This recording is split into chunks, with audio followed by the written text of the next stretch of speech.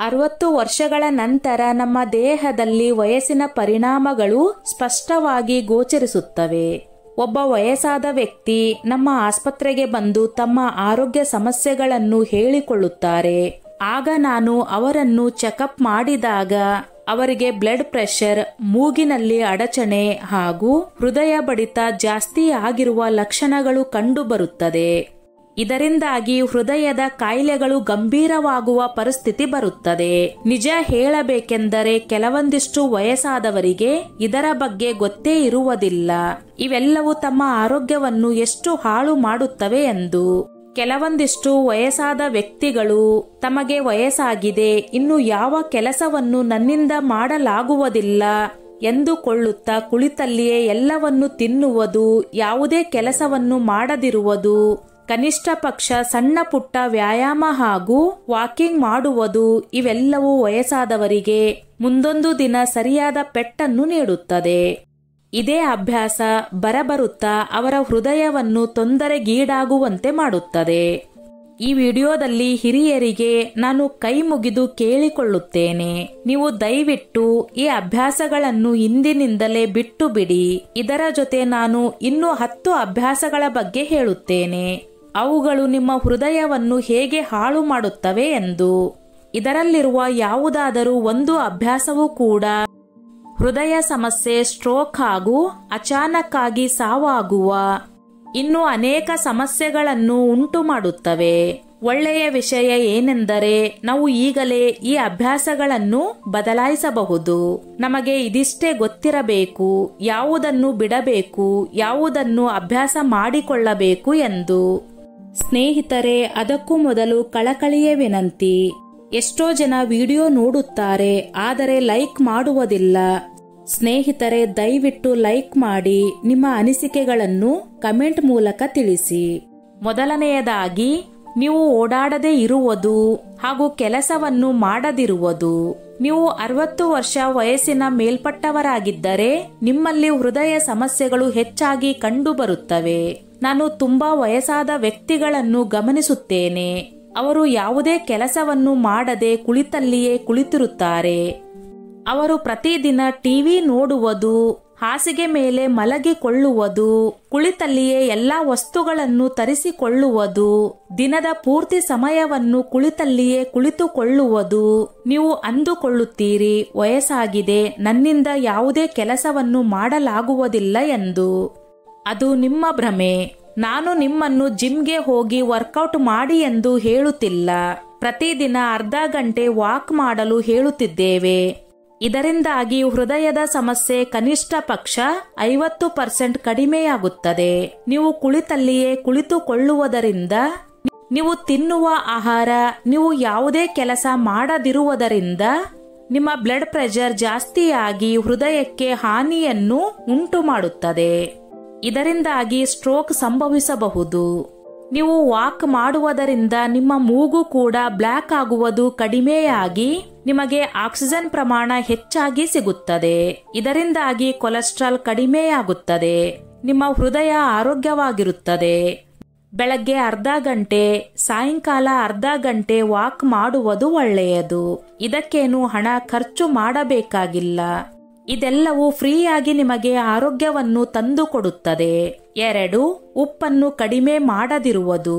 ವಯಸ್ಸಾದವರಿಗೆ ಗೊತ್ತಿಲ್ಲ ಉಪ್ಪು ಎಷ್ಟು ಅಪಾಯಕಾರಿ ಎಂದು. ಇದನ್ನು ನಾವು ಡೈರೆಕ್ಟ್ ಆಗಿ ಉಪಯೋಗಿಸುತ್ತೇವೆ. ಇದು ಎಲ್ಲಾ ವಸ್ತುಗಳಲ್ಲಿಯೂ ಅಡಗಿರುತ್ತದೆ. ಇದು ನಮ್ಮ ದೇಹದಲ್ಲಿ ಸೋಡಿಯಂ ಹಾಗೂ ನೀರಿನ ಅಂಶವನ್ನು ಹೆಚ್ಚಾಗಿ ಶೇಖರಣೆಯಾಗುವಂತೆ ಮಾಡುತ್ತದೆ. ಇದರಿಂದಾಗಿ ರಕ್ತದಲ್ಲಿ ಕೂಡ ಇದರ ಪ್ರಮಾಣ ಹೆಚ್ಚಾಗುತ್ತದೆ. ಸಮಯದ ಜೊತೆ ಇದು ಹೈ ಬ್ಲಡ್ ಪ್ರೆಷರ್ ಸಮಸ್ಯೆಗೆ ಕಾರಣವಾಗುತ್ತದೆ. ಇದು ಸೈಲೆಂಟ್ ಕಿಲ್ಲರ್ ಆಗಿ ಕೆಲಸ ಮಾಡುತ್ತದೆ. ಇದು ನಿಧಾನವಾಗಿ ಯಾವುದೇ ಲಕ್ಷಣಗಳಿಲ್ಲದೆ ಕಿಡ್ನಿ ಹಾಗೂ ಹಾರ್ಟ್ ಅನ್ನು ಹಾಳು ಮಾಡುತ್ತಾ ಬರುತ್ತದೆ.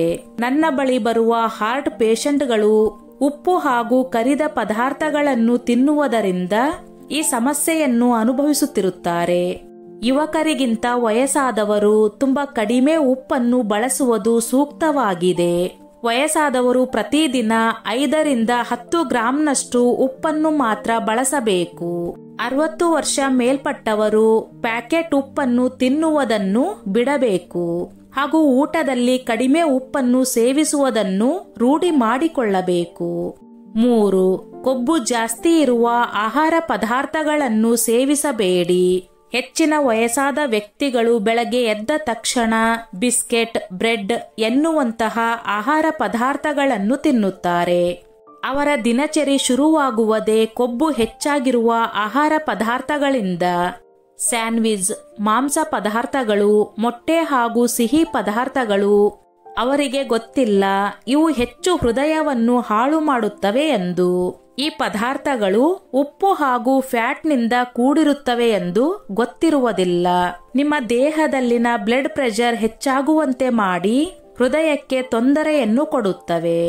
ನಾನು ಒಬ್ಬ ಹೃದಯ ಶಸ್ತ್ರಚಿಕಿತ್ಸಕನಾಗಿ ಹೇಳುವುದೇನೆಂದರೆ, ಹೆಚ್ಚಾಗಿ ವಯಸ್ಸಾದವರಲ್ಲಿ ಬೆಳಗಿನ ಸಮಯದಲ್ಲಿ ಹಾರ್ಟ್ ಅಟ್ಯಾಕ್ ಕಂಡುಬರುತ್ತದೆ.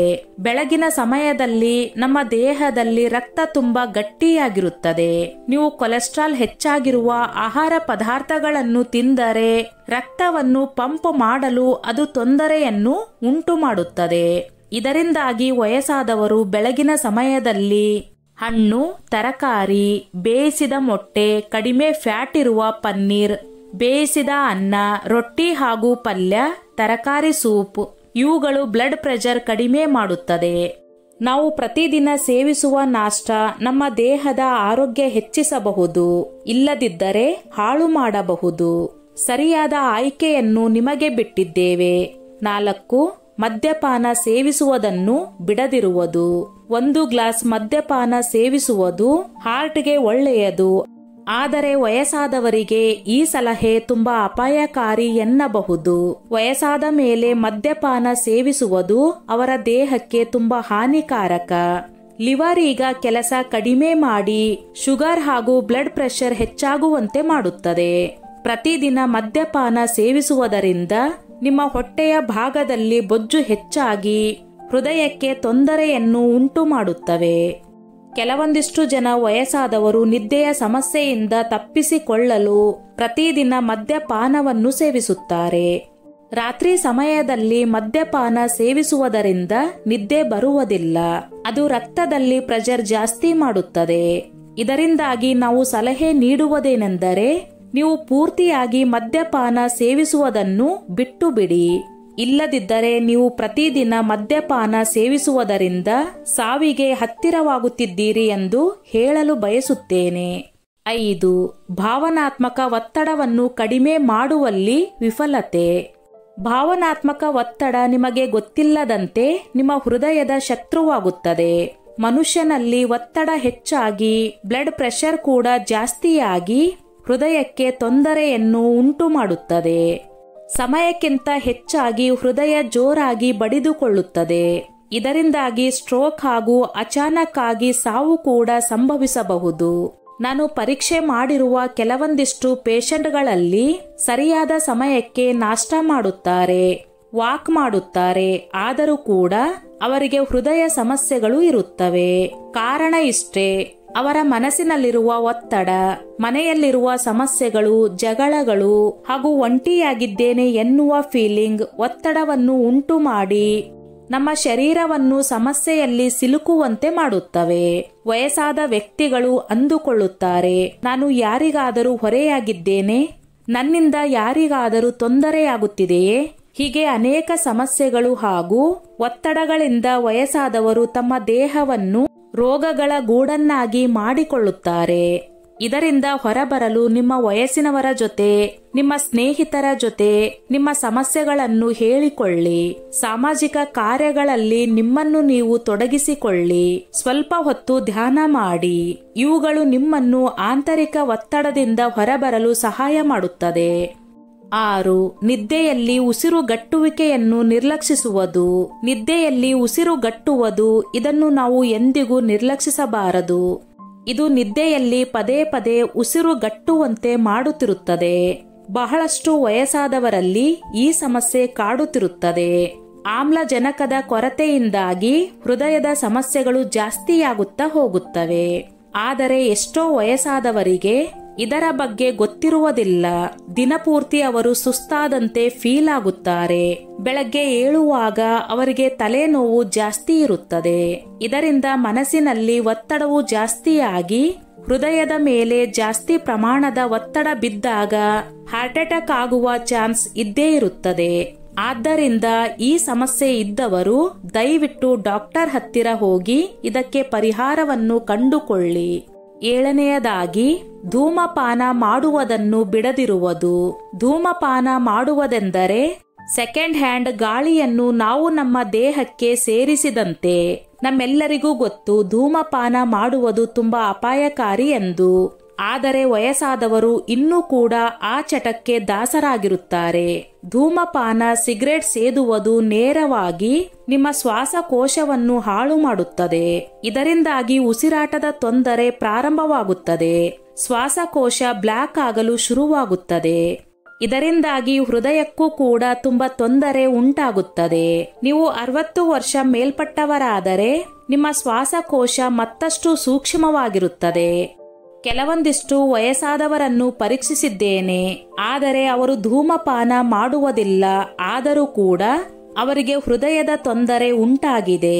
ಅವರು ಎಂತಹ ವ್ಯಕ್ತಿಗಳ ಜೊತೆ ಇದ್ದಾರೆ ಎಂದರೆ ಧೂಮಪಾನ ಮಾಡುವಂತಹ ವ್ಯಕ್ತಿಗಳ ಜೊತೆ ಜೀವನ ಮಾಡುತ್ತಿರುತ್ತಾರೆ.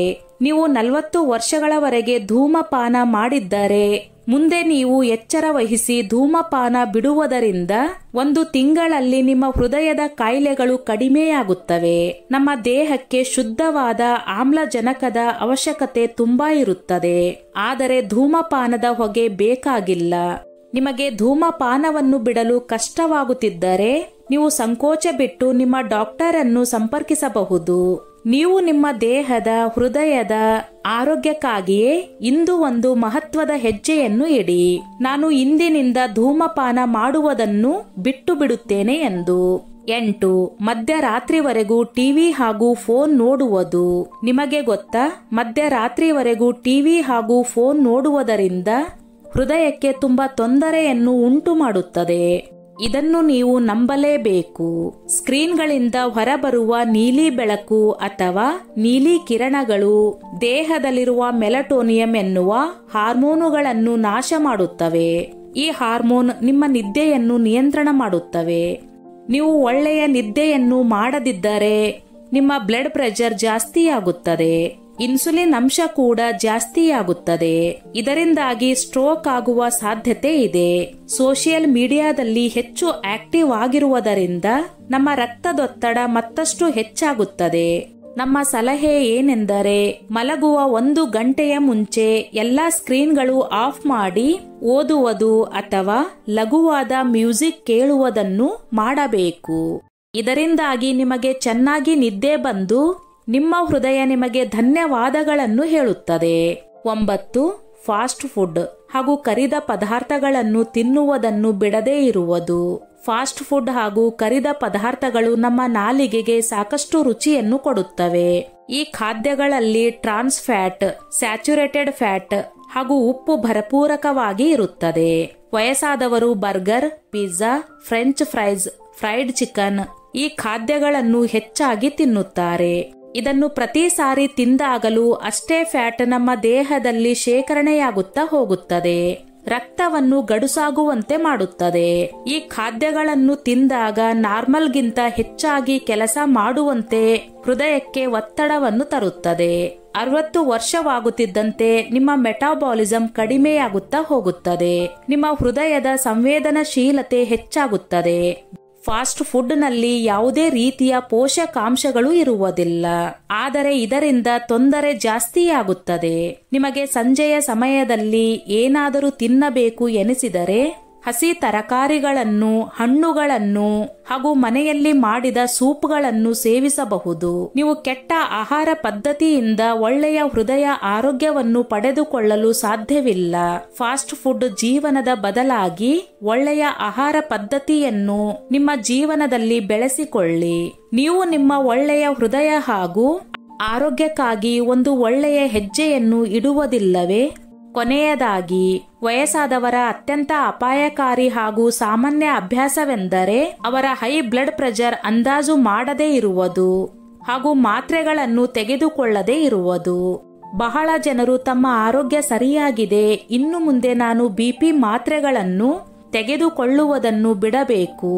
ಆದರೆ ನೆನಪಿಟ್ಟುಕೊಳ್ಳಿ, ಹೈ ಬ್ಲಡ್ ಪ್ರೆಷರ್ ಎನ್ನುವುದು ಸೈಲೆಂಟ್ ಕಿಲ್ಲರ್ ಇದ್ದಂತೆ.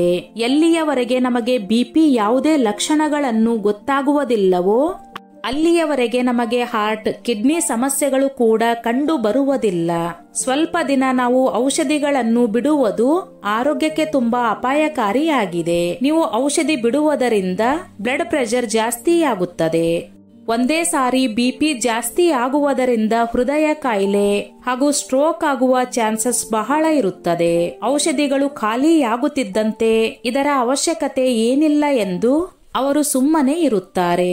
ಆದರೆ ಈ ರೀತಿ ಮಾಡಬಾರದು. ಅದರಿಂದ ಏನಾದರೂ ಸೈಡ್ ಎಫೆಕ್ಟ್ ಆಗುತ್ತಿದ್ದರೆ ನೀವು ಔಷಧಿಗಳನ್ನು ಬಿಡಬೇಡಿ. ತಕ್ಷಣ ನಿಮ್ಮ ಡಾಕ್ಟರ್ ಅನ್ನು ಸಂಪರ್ಕಿಸಿ. ಆಗ ಅವರು ಬೇರೆ ಔಷಧಗಳನ್ನು ಬರೆದು ಕೊಡುತ್ತಾರೆ. ಈ ರೀತಿ ನೀವು ನಿಮ್ಮ ಬ್ಲಡ್ ಪ್ರೆಷರ್ ಅನ್ನು ಕಂಟ್ರೋಲ್ ಮಾಡಿಕೊಳ್ಳಬೇಕು. ಪ್ರತಿದಿನ ಒಂದೇ ಸಮಯಕ್ಕೆ ಔಷಧಗಳನ್ನು ತೆಗೆದುಕೊಳ್ಳಿ. ಇದರಿಂದಾಗಿ ಅದೇ ಸಮಯಕ್ಕೆ ನಿಮಗೆ ಔಷಧಗಳನ್ನು ತೆಗೆದುಕೊಳ್ಳುವುದು ನೆನಪಾಗುತ್ತದೆ. ಪ್ರತಿದಿನ ಒಂದು ಮಾತ್ರೆಯನ್ನು ನೀವು ನುಂಗುವುದರಿಂದ ನಿಮ್ಮ ಹೃದಯದ ಆರೋಗ್ಯ ಕೂಡ ಚೆನ್ನಾಗಿ ಸುಧಾರಿಸುತ್ತದೆ. ಹೃದಯ ನಿಮಗಾಗಿ ಪ್ರತಿ ಕ್ಷಣ ಮಿಡಿಯುತ್ತಲೇ ಇರುತ್ತದೆ. ನೀವು ಅದಕ್ಕಾಗಿ ಒಂದು ಮಾತ್ರೆಯನ್ನು ತೆಗೆದುಕೊಳ್ಳಿ ಸಾಕು. 60 ವರ್ಷಗಳ ನಂತರ ಹೃದಯದ ಆರೋಗ್ಯವನ್ನು ಕಾಪಾಡಿಕೊಳ್ಳುವುದು ಮತ್ತಷ್ಟು ಮುಖ್ಯವಾಗಿರುತ್ತದೆ. ನಿಮ್ಮ ಆರೋಗ್ಯ ನಿಮ್ಮ ಕೈಯಲ್ಲಿದೆ. 60 ವರ್ಷಗಳ ನಂತರವೂ ಸ್ವಸ್ಥವಾದ ಆರೋಗ್ಯವಾದ ಜೀವನ ನಿಮ್ಮದಾಗಬೇಕಾದರೆ ನೀವು ಹೋಗುತ್ತಿರುವ ಕೆಟ್ಟ ದಾರಿಯನ್ನು ಬಿಟ್ಟು ಒಳ್ಳೆಯ ದಾರಿಯ ಕಡೆಗೆ ಹೆಜ್ಜೆಯನ್ನಿಡಿ. ನೀವು ಚೆನ್ನಾಗಿದ್ದರೆ ನಿಮ್ಮ ಪರಿವಾರ ಕೂಡ ಚೆನ್ನಾಗಿರುತ್ತದೆ. ನಿಮ್ಮ ಪರಿವಾರಕ್ಕಾಗಿ ನೀವು ಒಂದು ಒಳ್ಳೆಯ ಹೆಜ್ಜೆಯನ್ನಿಡಿ. ಸ್ನೇಹಿತರೆ, ಈ ನನ್ನ ಮಾಹಿತಿ ನಿಮಗೆ ಇಷ್ಟವಾಗಿದ್ದಲ್ಲಿ ದಯವಿಟ್ಟು ಶೇರ್ ಮಾಡಿ, ಲೈಕ್ ಮಾಡಿ ಮತ್ತು ಸಬ್ಸ್ಕ್ರೈಬ್ ಮಾಡಿ.